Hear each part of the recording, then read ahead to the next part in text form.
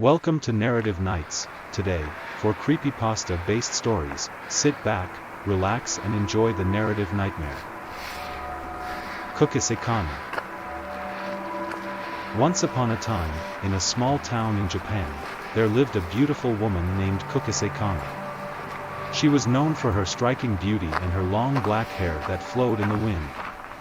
However, her beauty was deceiving, as she was actually a vengeful spirit who preyed on men at night. According to legend, Kushisake-Onna was a woman who had been betrayed by her husband. In her anger, she cursed herself and became a vengeful spirit who would stop at nothing to take revenge on men. She would approach men on the street and ask them a question. "Am I pretty?" If the man answered yes, she would reveal her mouth, which had been cut from ear to ear, and ask the man if he still thought she was pretty. If he answered no, she would kill him on the spot. If he answered yes, she would slice him in half with her scissors. One night, Elliot was working late at his office and had to walk home alone. He was so focused on his work that he didn't even notice the dark clouds that had gathered above. Suddenly, he heard a woman's voice calling out to him. He turned around and saw a beautiful woman with long black hair, dressed in a white kimono. She approached him and asked, "Am I pretty?" Elliot was taken aback by the question and hesitated to answer. Just then, the woman revealed her mouth, which had been cut from ear to ear. She asked him again, "Am I pretty?" Elliot realized that he was face to face with Kushisake-Onna, and he knew that he had to think quickly in order to save his life. He answered, "You are average." The vengeful spirit was caught off guard by his answer and she was momentarily stunned. Elliot took the opportunity to run away as fast as he could. He ran through the streets, not looking back, until he reached his home. He locked the door behind him and breathed a sigh of relief. But he was not safe yet, as Kushisake-Onna was known to follow her victims and haunt them even in their homes. Elliot decided that he had to find a way to get rid of Kushisake-Onna once and for all. He did some research and learned that there was a way to banish the vengeful spirit. He would have to invite her into his home and then perform a ritual to trap her inside. The next night, Elliot gathered all his courage and set out to face Kushisake-Onna. When he saw her, he invited her into his home, hoping that she would follow him. She did, and once inside, Elliot quickly closed the door behind her and began the ritual to trap her inside. He lit candles, said incantations, and sprinkled salt around the room. As Elliot completed the ritual, Kushisake-Onna let out a loud scream. The room was filled with a bright light, and when it faded, the vengeful spirit was gone. From that day on, Elliot was known as the bravest man in town. He had faced Kushisake-Onna and survived to tell the tale. SCP-173. I was just another victim. Another forgotten subject at SCP-Site-10, doomed to spend the rest of my life trapped in this sterile hell. I was never going to be free. I was never going to escape.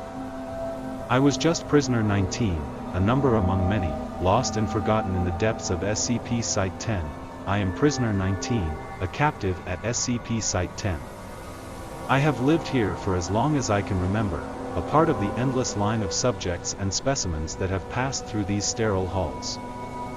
My life is one of routine and monotony, until the day that everything changed. It was just another average day at the facility.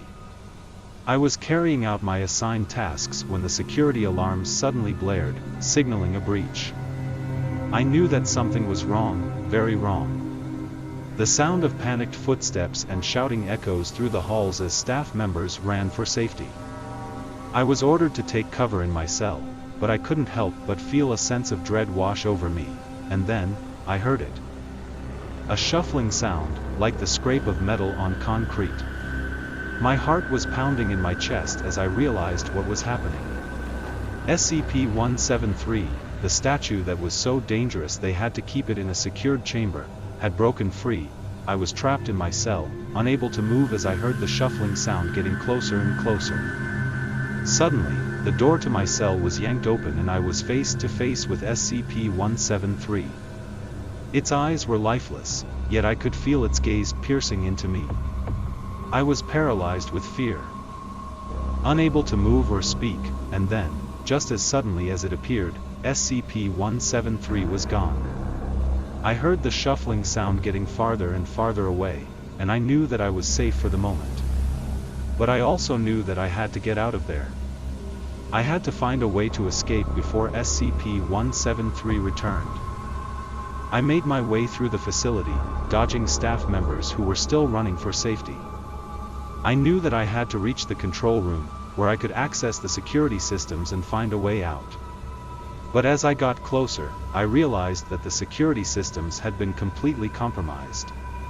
The only way out was through the containment chambers. I made my way down to the containment chambers, my heart pounding in my chest. I was terrified of what I would find there, but I knew that I had to keep moving. And then, I saw it. SCP-173 was there, waiting for me. I was trapped, with no way out, but then, I made a run for it. I dodged around SCP-173, sprinting towards the exit. I was so close to freedom. And then, I felt a crushing blow to the back of my head. Everything went black. The Backrooms. Darius had always been fascinated by the Backrooms. It was a place that was said to exist beyond our own world, a labyrinth of endless halls and rooms that led deep into the unknown. He had spent years researching and studying everything he could find about it, and finally, he believed he had found a way in. It all started when he stumbled upon a mysterious door hidden in an abandoned building. He had no idea what lay beyond, but he felt a strange pull, like a voice calling to him from the other side. Without hesitation, he stepped through the door and found himself transported to a strange and unfamiliar place. At first, Darius was overwhelmed by the sheer scale of the Backrooms. It was a seemingly endless maze of interconnecting halls and rooms, each one identical to the next. But he was determined to keep moving, to explore this strange and mysterious world. As he journeyed deeper into the Backrooms, Darius began to realize that he was not alone.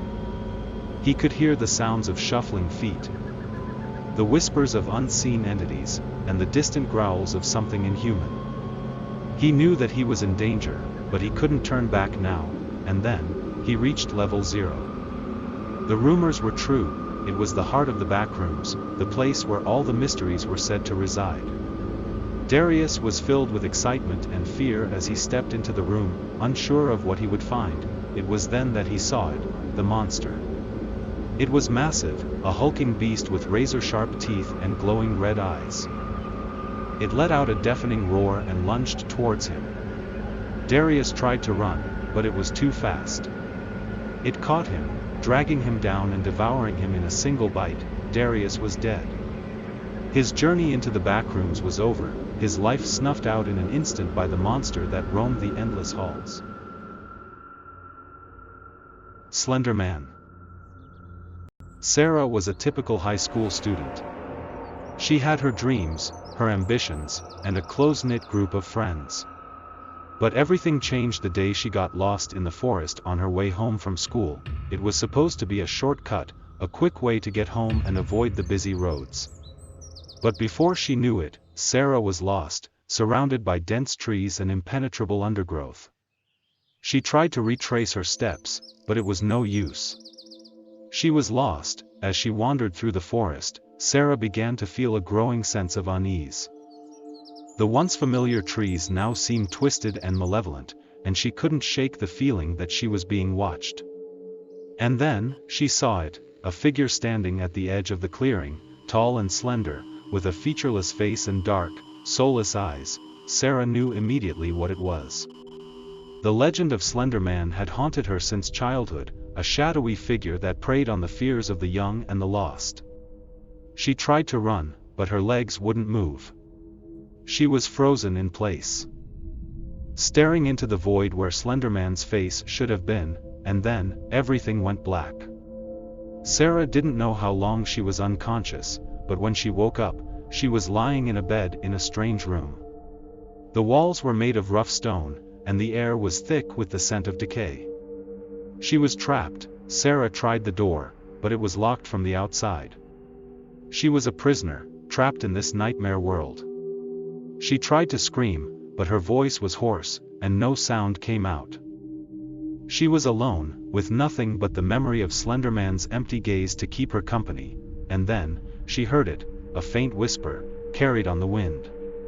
It was Slenderman, calling to her from the shadows.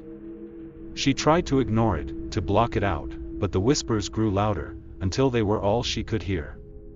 She was being driven mad, consumed by the fear that Slenderman had brought with him. Days passed, or maybe it was weeks. Sarah lost track of time in the endless darkness of her prison. She was growing weak, her mind and body breaking down under the strain of Slenderman's presence. And then, one night, the whispers grew louder than ever before. She could hear Slenderman's footsteps, growing closer with every passing moment. She could feel his breath on the back of her neck, could see his empty eyes reflected in the darkness. And then, she was face to face with him, trapped in his unblinking gaze, and that's when everything went black once again. This is the end of today's session. Don't forget to like and subscribe. See you next time.